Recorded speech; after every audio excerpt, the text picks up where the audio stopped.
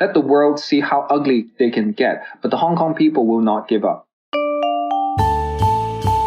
Hello and welcome to the GZERO World Podcast. Here you'll find extended versions of the interviews from my show on public television. I'm Ian Bremmer, and today I'm focusing on Hong Kong, why China is consolidating power amidst the pandemic, leaving the future of the former British colony in question. I'll sit down with an opposition lawmaker who says this is the big one. Dennis Kwok is a pro-democracy lawmaker in Hong Kong who Beijing has accused of trying to obstruct the changes. Let's get right to it. This GZERO World podcast is brought to you by Walmart. At Walmart, we appreciate the trust our customers put in us to provide access to healthier, affordable food for their families, to make their lives easier by serving them when and how they want, and by investing in the communities where we operate. Learn more at corporate.walmart.com.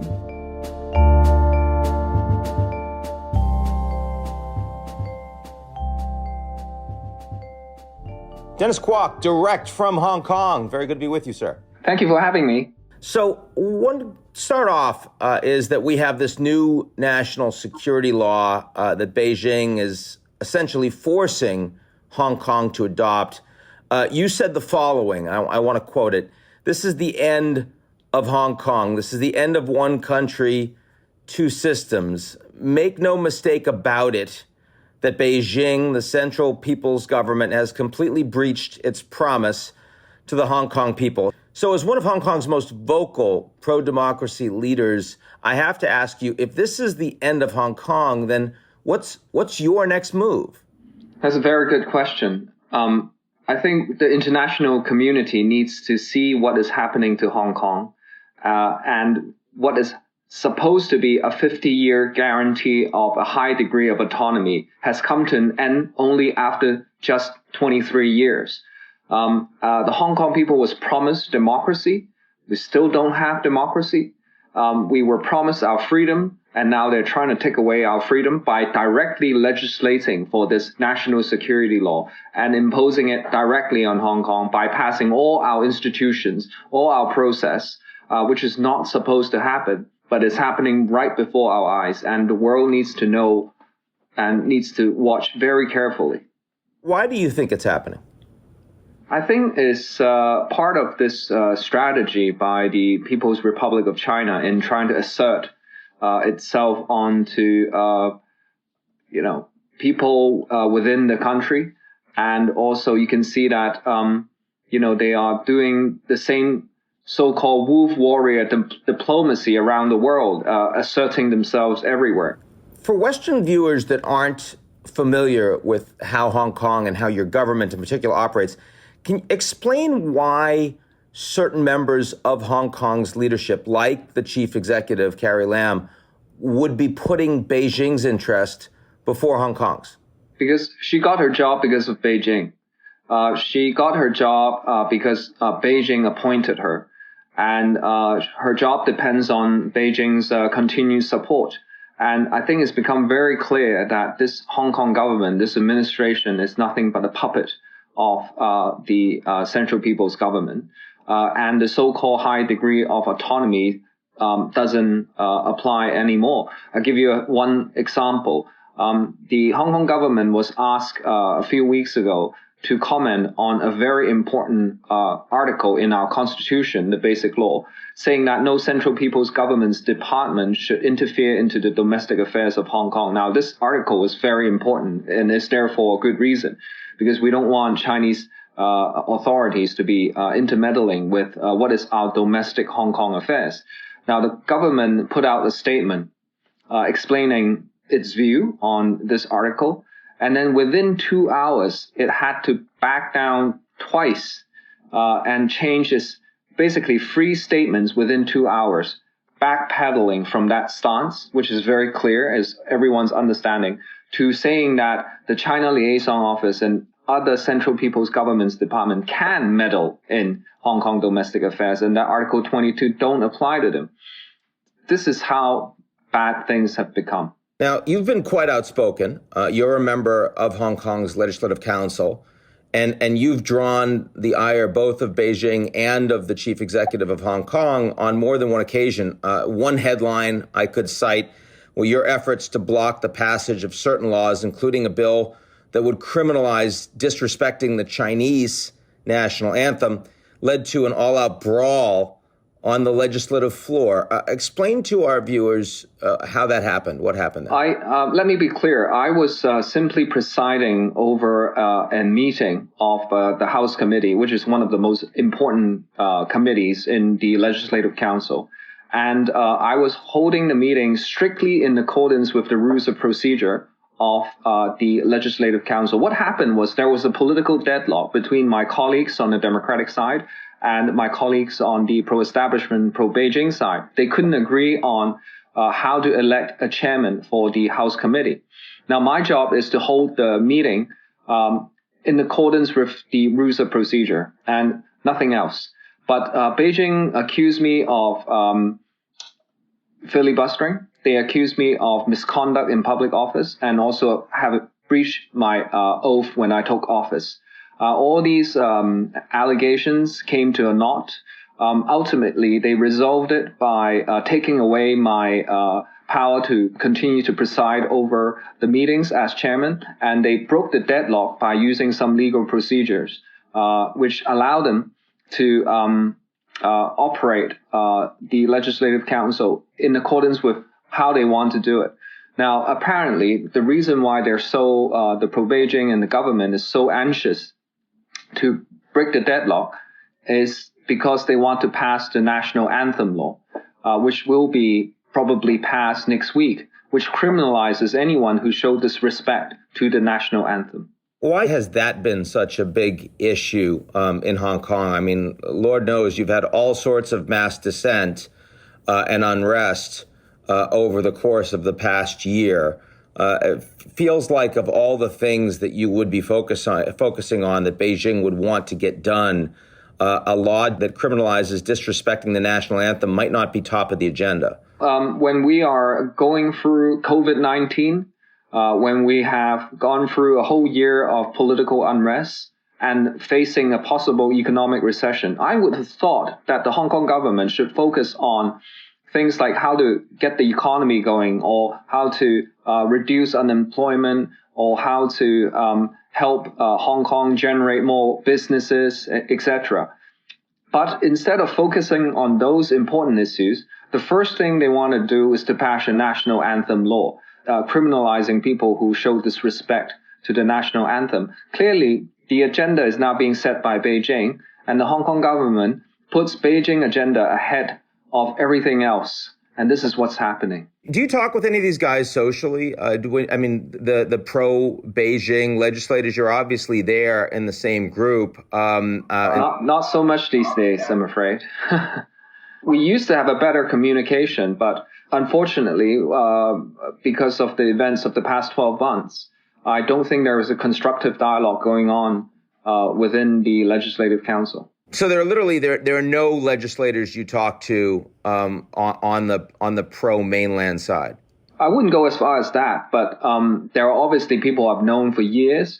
But it is what I find is that even though privately they might agree with the unreasonable move by Beijing and by the Hong Kong government, outwardly they are afraid to take that position because of they are afraid of redress from the People's Republic of China. I'm asking just because, it's always good in these environments to get some back channel. And again, as you say, you are dealing with coronavirus, in fact, quite successfully in the context of the rest of the world. What do they say to you about what the agenda is? The agenda is to follow Beijing's instruction to pass these laws so that they feel they could assert their will on the Hong Kong people. And I think that is the top of the Central People's Government's agenda. Since they changed the directorship of the China Liaison Office and also the Hong Kong Macau Affairs Office, which are the two departments in charge of Hong Kong affairs. They've been very assertive, very aggressive in pushing their national agenda. And the ironic thing is, you mentioned COVID-19. In fact, Hong Kong has handled COVID-19 relatively well, as you said, but also as a community, we were breaking off from some of the worst protests that we saw last year. That some of the protests were cooling off and people were staying home because of COVID-19. If anything, they should be using this opportunity to heal, to start to bring society back together and not try to enact even more draconian laws. And you will remember last year what started the protest was when they tried to pass that extradition bill, which would allow Hong Kong citizens to be sent to China for trial. And that was what started it. And instead of learning from that lesson, they are doing exactly the same thing, but this time even more draconian, which is to pass the national security law in Beijing and impose it on Hong Kong. Let's talk about what China is doing right now on the ground in Hong Kong. There's obviously a pretty assertive PR campaign with local business people, with their own legislators, door-to-door canvassers. Is it working? Well, a new poll just came out showing that 64% of the population are against this national security law. And I expect as the details are rolled out, more and more people would be against this law. Now, the important thing to remember, Ian, is that we don't even have the details of this legislative proposal. We don't even know what's going to be in there. There are some big headings put out by Beijing: subversion, sedition, secession, foreign interference. And foreign interference is the one that I'm most concerned about, because what does it mean when they try to outlaw foreign interference in Hong Kong? Hong Kong is an international city. The fact that we are having this conversation is a sign of this international uniqueness of Hong Kong's nature. Now, is this conversation going to be illegal going forward after they pass this law? It will be a very sad day for Hong Kong if all international engagement and activities have to stop because they are so-called foreign interference. Now, the other side of that question, I guess, if we have no idea what's in the legislation, then, all of the presumptions that this ends the one state, two systems, there's no more Hong Kong autonomy, how can we actually say that until we know what's in the legislation? That's a very good question. The reason why we say that this is the end of one country, two systems is, number one, as a matter of principle, we should be legislating this law ourselves because we have the constitutional power to legislate for our own affairs. This is clearly stated in the basic law, especially Article 23. And we are supposed to have our own legislative power. Not only that, what they're proposing to do is to have national security agents to actually operate in Hong Kong. Now, the reason why this is scary is that you may remember the billionaire who disappeared from the Four Seasons Hotel a couple of years ago. Apparently, he was abducted by the national state's security agent. That would have been illegal under present Hong Kong law.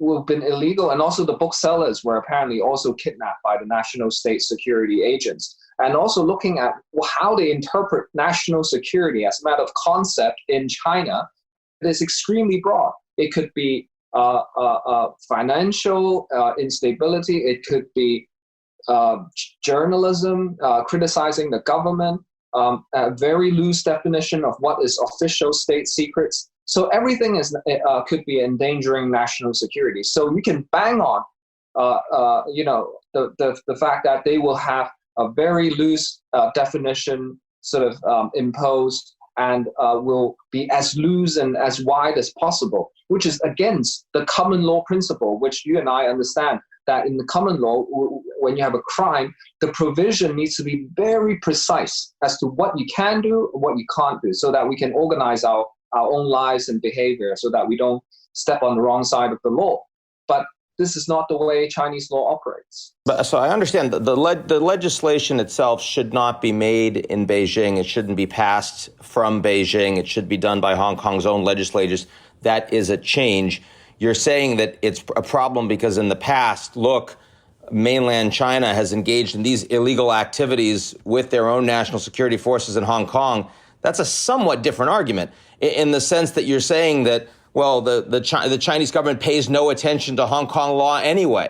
I mean, if that's true, again, slippery slope, you can say this is one more step that just erodes Hong Kong's independence and we shouldn't tolerate it.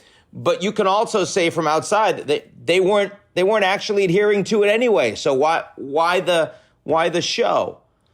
At least for now in Hong Kong, we legislate for our own laws. We have our own Hong Kong courts to interpret those laws and apply them. Now, we don't know whether the Hong Kong courts will have jurisdiction to even interpret or to apply these national security laws. There are some NPC, National People's Congress delegates saying that, we should have special Chinese courts set up to deal with these national security laws, which are a very scary suggestion because, one country, two systems means, as I said, our own legislative power, our own processes, and also our own judicial process. If I commit a crime in Hong Kong, I will be tried by courts in Hong Kong, which, to be fair to the judges in Hong Kong, a lot of them are still very professional and very independent. And a lot of the people I know who are working in the courts, they do their very best to apply the law and try to do justice every day. So at least there's some, comfort that the courts in Hong Kong will try to deal with anyone in accordance with due process. And as you know, there's no such concept of due process in China. How broad is the definition and extension of what kind of national security laws could be breached? Under what conditions would it apply? These are all things that actually would matter to you a lot as we see the legislation coming out, yes? That's why I say that you asked me what's next. I don't think we should give up. I think international community have been putting a lot of pressure on China to say, look, this is not the way things should be under the Sino-British Joint Declaration or the Basic Law. And hopefully they would see this, although outwardly they will never admit that. They would say this is foreign interference, get away. But I believe inside they do care very much what you guys on the international stage have to say. Because remember, last year, they kept saying that, look, all these international statements of protest is not going to change an iota of things, because we're going to pass this extradition bill, whether you like it or not. Get out and get lost. But at the end, look what happened. They actually withdrew the bill because I believe, because due to no small part, the international pressure that Hong Kong and China was getting at the time. So I don't think we should give up. The perception in the West is they withdrew that piece of legislation overwhelmingly because of the courage and persistence of the people of Hong Kong, not because of international pressure. Well, from those of us in Hong Kong, we know that they didn't care when even 2 million people came out to march. They refused to withdraw the bill until later on, when the international attention was fully focused on Hong Kong. And that was when they began to see, okay, maybe this is not worth doing. Now, I believe they would soldier on with this national security law, but the devil is in the details.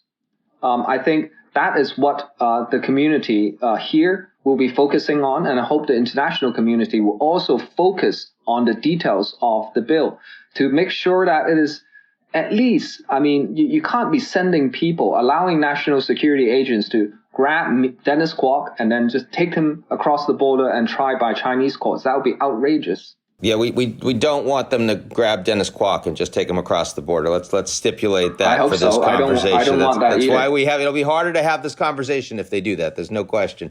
So from the international response, there's been a lot of talk in the United States. If this is the end of autonomy and end of one country, two systems, then we should end the special trade status that we afford Hong Kong.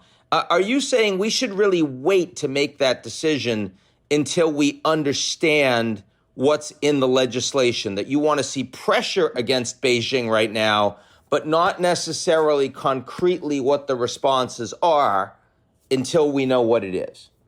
It's a very painful question for those of us who love Hong Kong. On the one hand, we want Hong Kong to be this international financial trading hub, this great city where there's freedom and liberty under one country, two systems. But if Beijing, I've already warned 2 years ago, I've been traveling to the United States quite a lot, and I have been telling my friends back home and also to the Hong Kong government, if you continue down this path of eroding one country, two systems, one day, and that day may come very soon, in which we will lose the trading privilege. But guess what? They don't care. So far, you've had Pompeo and President Trump making very tough statements, certainly threatening the mainland Chinese on the back of this and threatening Hong Kong directly. But they haven't yet taken very significant concrete steps. I'm asking you, do you think that's the right approach, or should they be is the appropriate thing to remove that special trade status now?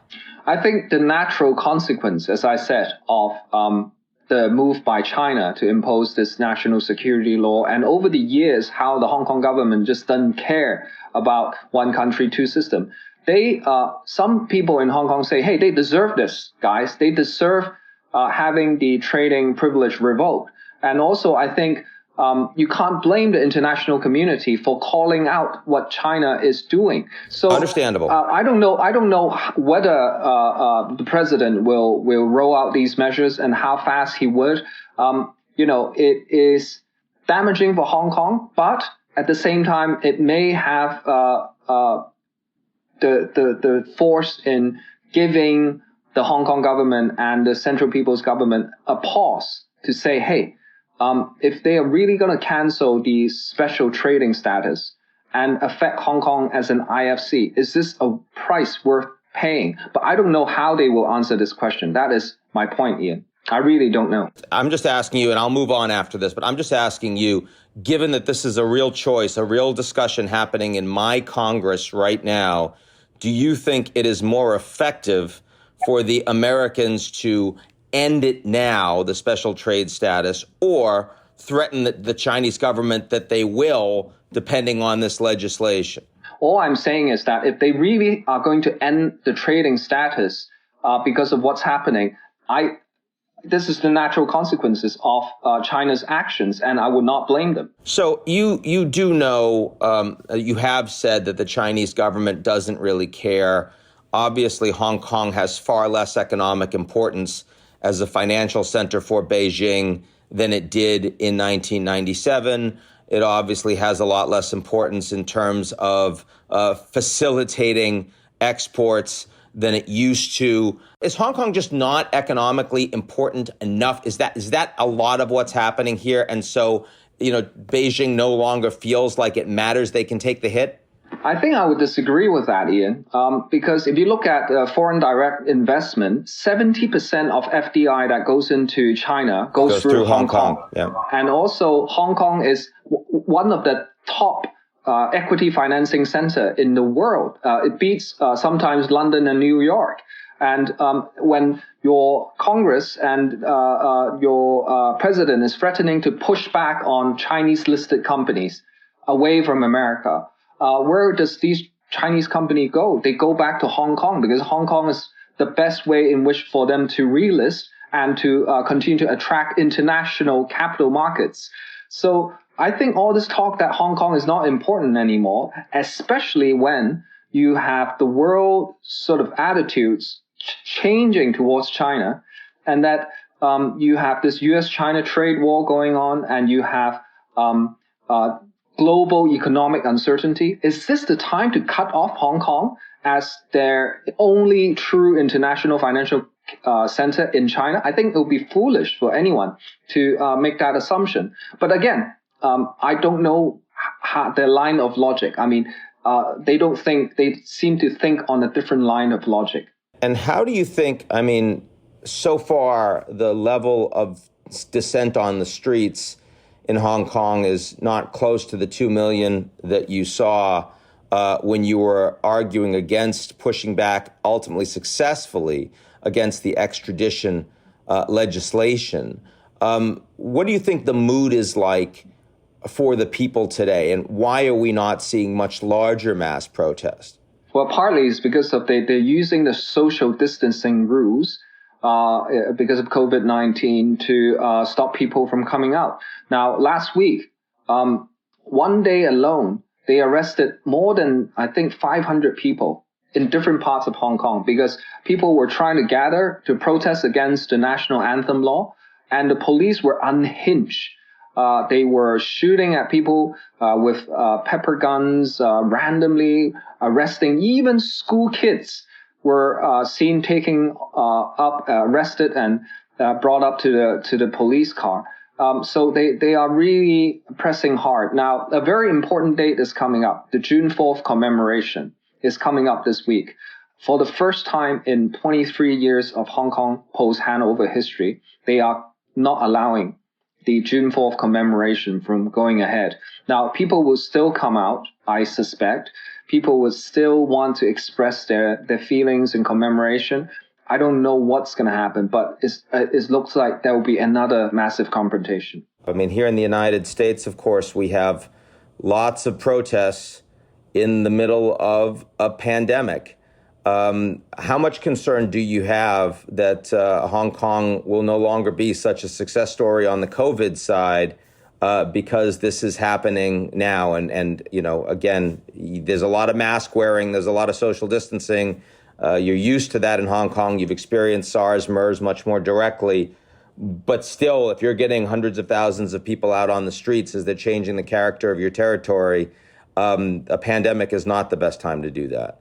Correct, Ian. I think the Hong Kong people has been very vigilant. You know, we started wearing masks in January, even before the government tell us that we have to wear masks, because they were saying at the time that there's no need to wear masks because they don't like people wearing masks in mass protests. But the Hong Kong people just don't trust them and went out to get masks on their own. There's this massive global search for masks, and that is why Hong Kong people are so resilient. They're so resourceful.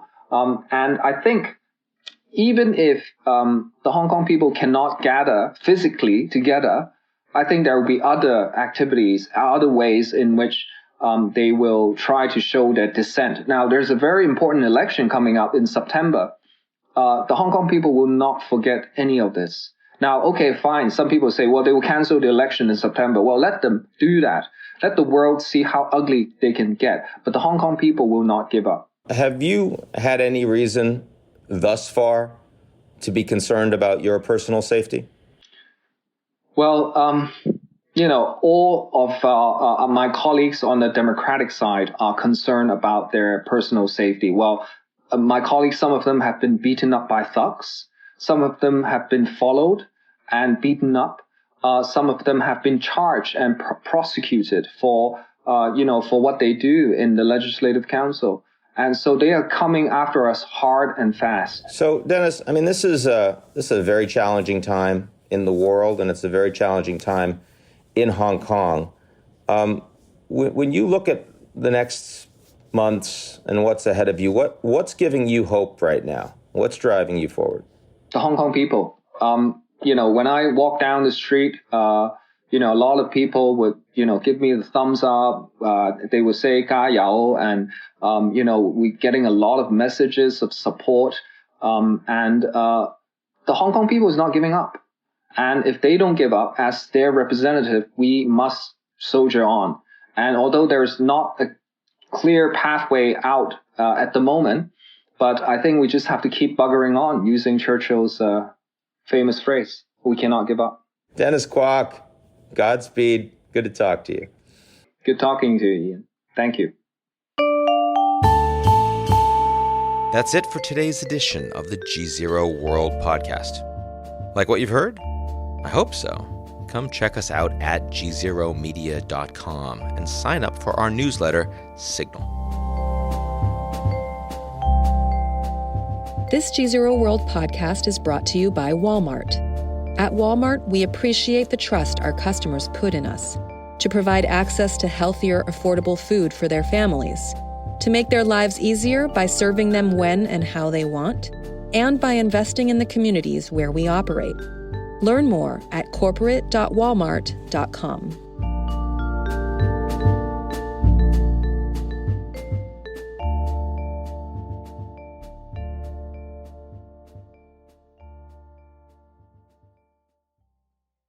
You're listening to the GZERO World with Ian Bremmer podcast, your weekly geopolitical deep dive into the world's biggest news stories, featuring in-depth conversations with global leaders and newsmakers. To get more of GZERO's insights on global politics every morning, sign up for our free newsletter, GZERO Daily, at gzeromedia.com.